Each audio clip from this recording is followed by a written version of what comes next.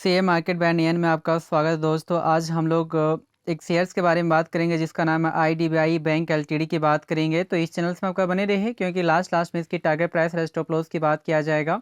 जिस तरह से आज तेज़ी देखने को मिली है 20%, क्या इसी तरह से इसमें तेज़ी आपका बरकरार रहेगी या नहीं रहेगी, इसके बारे में जानकारी प्राप्त करेंगे। और ऐसे भी आज सारे बैंक में इसमें तेज़ी देखने को मिली है। तो इस चैनल्स में आपका कहता है कि बने रहे, कहाँ तक जाएगी या नहीं जाएगी।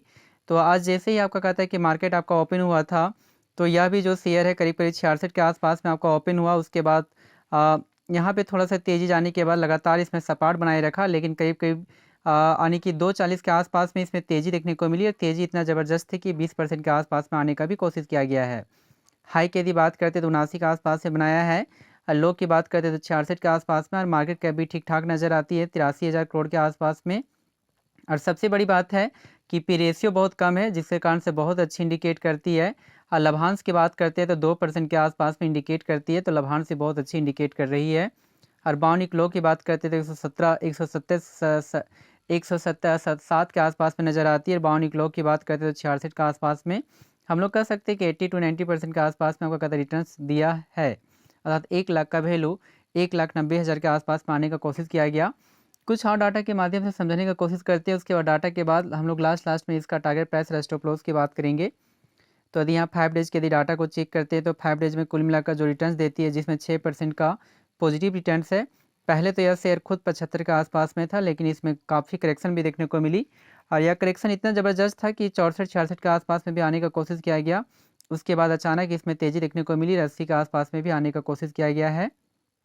यदि वहीं पे एक मंथ के डाटा को चेक करते हैं तो एक मंथ में कुल मिलाकर जो रिटर्न्स देता है, जिसमें आपको कहता है कि 3% का नेगेटिव आपका रिटर्न्स है, यहाँ पे देख भी सकते हैं। तो 3% का जो नेगेटिव रिटर्न्स जो देखने को मिलती है, जो एक टाइम में 80 के आसपास में था, और उसके बाद ये नीचे होकर 70 से भी ये आपका नीचे चला गया था, लेकिन अचानक आज इसमें तेज़ी देखने को मिली, जिसके कारण से आज रिकवरी हुआ है। यदि यहीं पे 6 मंथ के डाटा को चेक किया जाए तो 6 मंथ का भी परफॉर्मेंस बैडली है, जिसमें आपको कहता है कि -13.12% का नेगेटिव रिटर्न्स है, जो एक टाइम में 85, 86, 90 के आसपास में था। तेज़ी के बाद 100 के भी प्राइस को ऊपर कर दिया था, लेकिन यहाँ से लगातार ये नीचे करेक्शन की मोड में चला गया है, जो आपका करीब करीब 70 के आसपास भी आने का कोशिश किया गया। यदि यहीं पे बात करते हैं 1 जनवरी से, तो 1 जनवरी से यदि बात करते हैं तो 1 जनवरी जब भी हुआ है 2025 में 4% का आपको रिटर्न्स देखने को मिल रही है, जो एक टाइम में 76-77 के आसपास में था। सपाट बनाने के बाद इसमें तेज़ी हुआ, और लगातार करेक्शन के बाद यहाँ पे 66, 77, 67 के आसपास में अचानक आज तेज़ी के बाद 80 के लेवल को भी क्रॉस करने का कोशिश किया गया। यदि वहीं पे 1 साल के डाटा को चेक करते हैं तो 1 साल में कुल मिलाकर 16% का आसपास में रिटर्न्स देखने को मिलती है। परफॉर्मेंस उतना तो बैडली नहीं है, लेकिन जिस तरह से मार्केट आपका परफॉर्मेंस किया उसके अनुसार से ठीक ठाक ही है। यहाँ पे आप देख भी सकते हैं कि यह शेयर करीब करीब 74-75 के आसपास में था। तेज़ी के बाद 90 के आसपास में भी आने का कोशिश किया गया। काफ़ी उतार चढ़ाव के बाद यहाँ पे तेज़ी देखने को मिली, 100 के आसपास में भी आने का कोशिश किया गया। उसके बाद करेक्शन इंडिकेट किया गया, उसके बाद पुनः इसमें थोड़ा सा तेज़ी देखने को मिलती है। यदि वहीं पे 5 साल के डाटा को चेक करते हैं तो 5 साल का भी परफॉर्मेंस ठीक ठाक है, जिसमें इंडिकेट करता है 122.01, अर्थात 1 लाख का वैल्यू करीब करीब 2,20,000 के आसपास में आने का कोशिश किया गया है। यहाँ पे आप समझ भी सकते हैं कि थोड़ा सा कि सबसे पहली बात है कि 24 जनवरी 2020 में 35 के आसपास में यहाँ शेयर्स आपका कार्य करता था। उसके बाद ये गिर कर तुरंत आपका 9 अप्रैल 2020 में 21 के आसपास में भी आने का कोशिश किया गया कोरोना वायरस के कारण से, लेकिन पुनः इसमें तेज़ी भी देखने को मिली।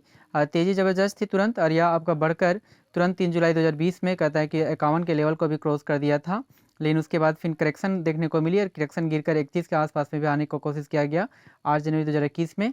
उसके बाद पुनः तेज़ी हुआ, तेज़ी बनकर कहता है कि 14 अक्टूबर 2021 में 62 के आसपास में आने का कोशिश किया गया। उसके बाद यहाँ पे करेक्शन देखने को मिली, और यहाँ गिरकर 31 के आसपास में भी आने का कोशिश किया गया।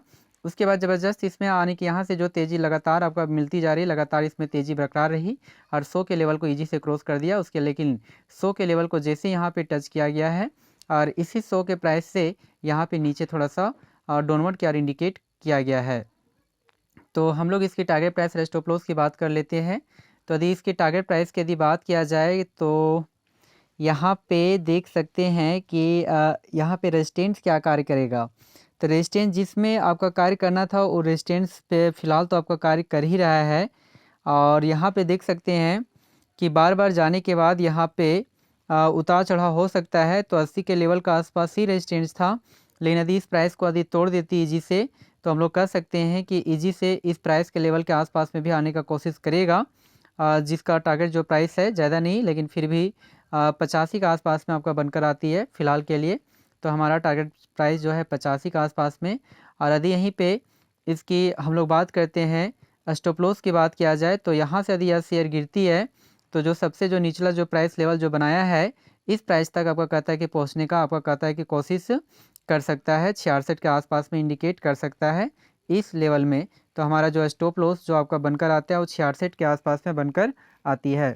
जी हाँ दोस्तों, थैंक यू वेरी मच। हमारे इस चैनल को सब्सक्राइब करें। Thank you very much. फिर भी आपका फिनेंशियल एडवाइजर के द्वारा एक बार सलाह ले लें। Thank you very much.